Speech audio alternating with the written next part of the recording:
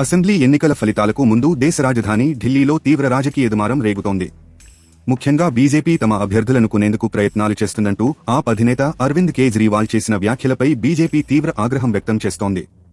ఈ క్రమంలోనే lieutenant governor Kejriwal ఆరోపణలపై విచారణకు ఆదేశించారు. అలా ఏసీబీ బృందం కేజ్రీవాల్ ఇంటికి వెళ్లగా ఆప్ నేతలు అడ్డుకున్నారు. ఈ క్రమంలోనే ఇరువురి మధ్య వాగ్వాదం చెలరేగింది.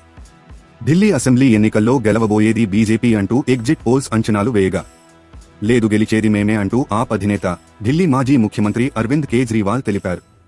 అలాగే బీజేపీ తన పార్టీ అభ్యర్థులను కొనుగోలు చేసేందుకు పెద్ద ఎత్తున ప్రయత్నాలు చేస్తుందని ఆరోపించారు.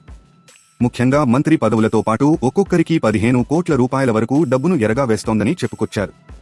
అయితే ఆ వ్యాఖ్యలపై బీజేపీ తీవ్ర ఆగ్రహం వ్యక్తం చేసింది. ఈ క్రమంలోనే బీజేపీ ప్రధాన కార్యదర్శి విష్ణు మిట్టల్ లెఫ్టినెంట్ గవర్నర్ కార్యాలయానికి లేఖ రాస్తూ ఫిర్యాదు చేశారు. ఆప్ నాయకులు ఆరోపణలు తప్పుదోవ పట్టించేలా ఉన్నాయని, వీటిపై వెంటనే చర్యలు తీసుకోవాలంటూ కోరారు. దీనిపై స్పందించిన ఎల్జీ సక్సేనా కేజ్రీవాల్ను విచారించాలంటూ అవినీతి నిరోధక శాఖకు ఆదేశాలు జారీ చేశారు. ఈ క్రమంలోనే ఏసీబీ అధికారుల బృందం కేజ్రీవాల్ ఇంటికి వెళ్లింది. అంతకు ముందే ఆప్ అభ్యర్థులు అంతా అక్కడకు చేరుకోగా ఉద్రిక్త పరిస్థితులు ఏర్పడ్డాయి.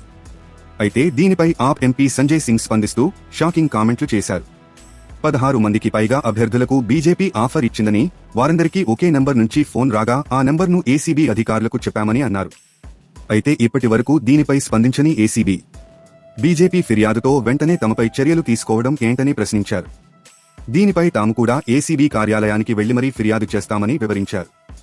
ఇదంతా ఇలా ఉండగా ఫిబ్రవరి 5వ తేదీన ఢిల్లీ అసెంబ్లీ ఎన్నికల పోలింగ్ జరగ్గా 8వ తేదీ అంటే రేపే ఎన్నికల ఫలితాలు రాబోతున్నాయి. తాజా సమాచారం కోసం లైక్ చేయండి, సబ్స్క్రైబ్ చేయండి, నోటిఫికేషన్ల కోసం గంట సింబల్ ఆన్ చేసి పెట్టండి.